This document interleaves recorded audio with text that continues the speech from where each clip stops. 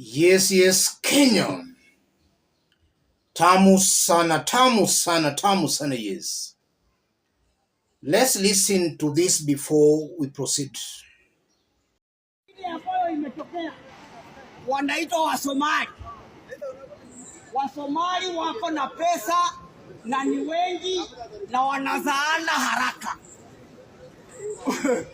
Kwa hivyo miaka 10 inayokuja utasikia president Msomali hapa Kenya, kwa sababu nyinyi Wakenya nyenye amupigagi kura na issue kama saa hii.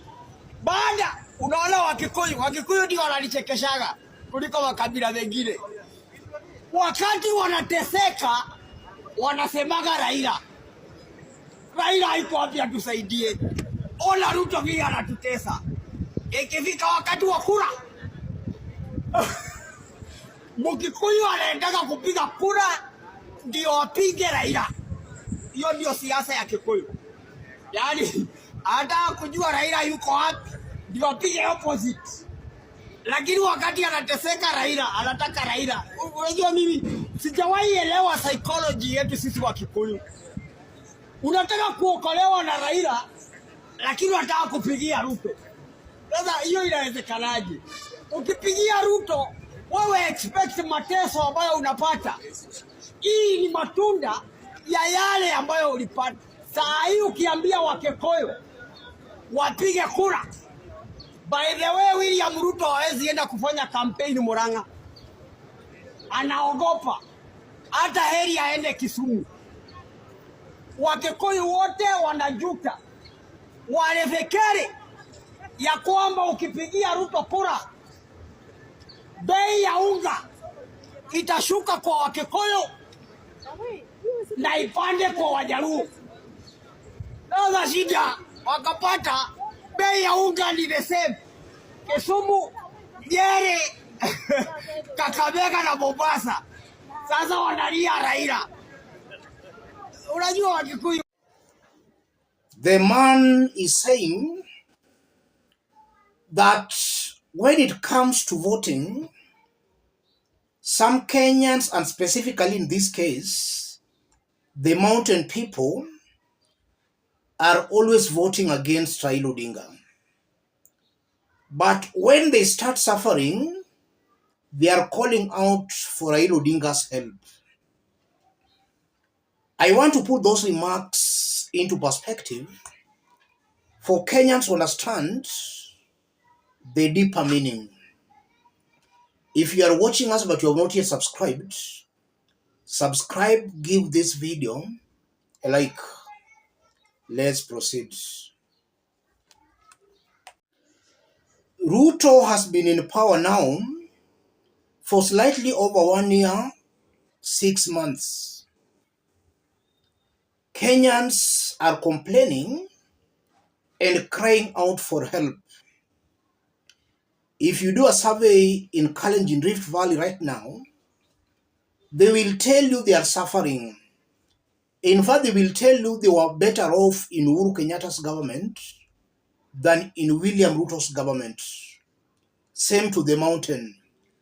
And I'm saying that because a survey was done about 2 months ago. 77% of Kenya Kwanza supporters said they were better off in Uhuru Kenyatta's government than in William Ruto's government. Across the country, Kenyans are cursing the day they woke up very early in the morning and voted for Ruto. That's today. In the event of an election, will the same people reject Ruto at the ballot? 77% of Kenya Kwanza supporters are not happy with William Ruto. In the event of an election, will they reject Ruto? Will the 77% reject Ruto? That's the big question, ladies and gentlemen. We know what happened in 2007. Uhuru Kenyatta was helping the mountain people who were allegedly facing aggression from William Ruto and his allies. And we had so many IDPs across the Rift Valley. When it came to voting, I was shocked to see some IDPs in last year's election in 2022 saying they're now healed and they had no problem voting in William Ruto. Forgiveness is not bad, but if you forgive somebody who clearly instigated violence against you, that confirms you are ignoring some basic fundamentals of leadership. A person who incites others to harm others, that's a leader I believe is not fit holding a public office.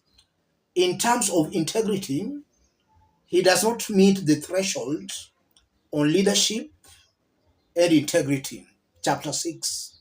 So when you vote for that leader, you are voting for that leader out of ignorance, not knowing that the mere fact that you organized or incited others against you or against a specific community, that in itself meant that that leader is not worth or fit holding a public office. So if you vote in that leader, you are just ignoring some basic fundamentals of good leadership.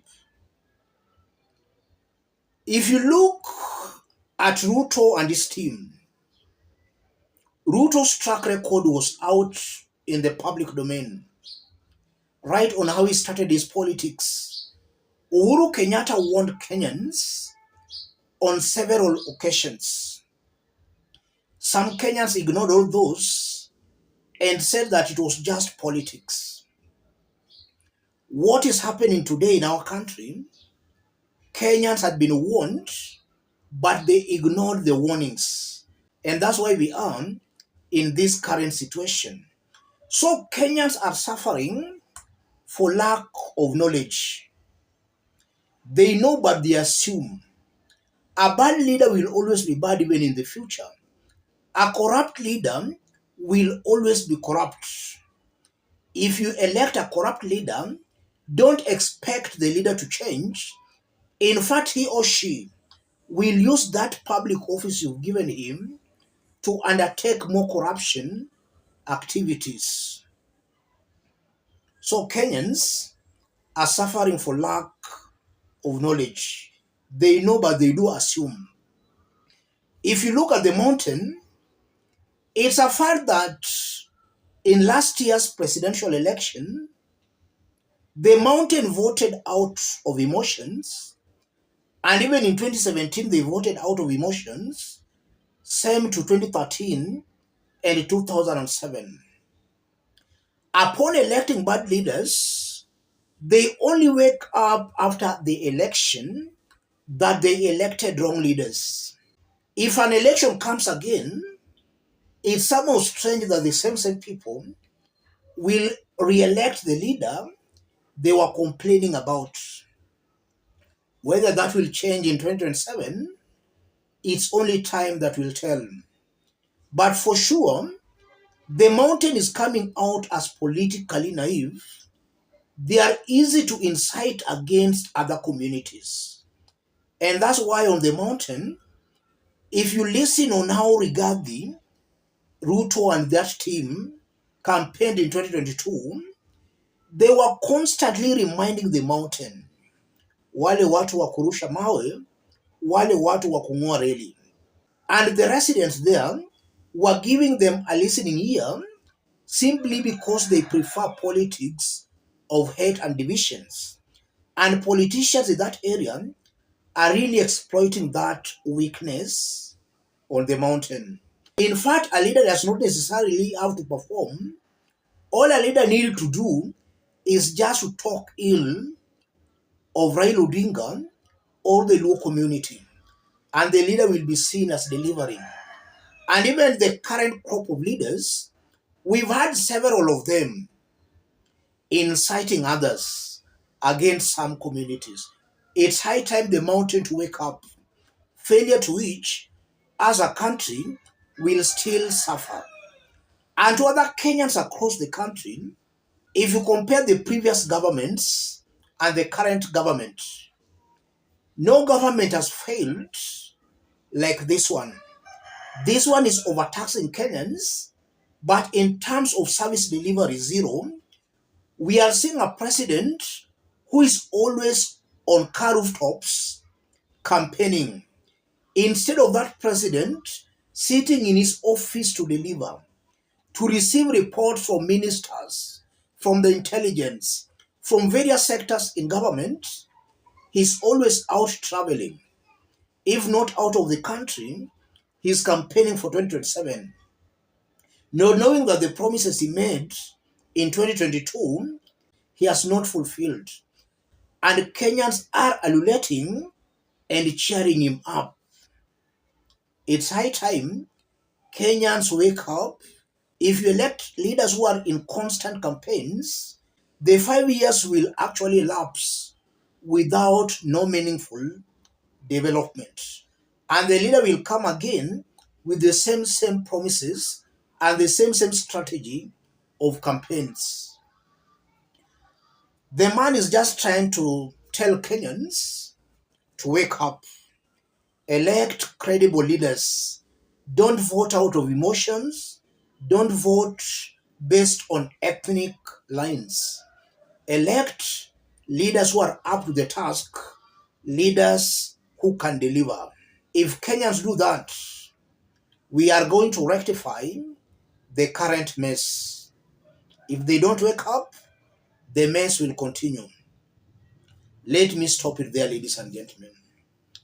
If you are watching us but you have not yet subscribed, subscribe, give this video a like. Those watching us outside Kenya, drop a comment, let us know from which part of the globe you are watching us from. If possible, subscribe, give this video a like. Thank you. God bless you.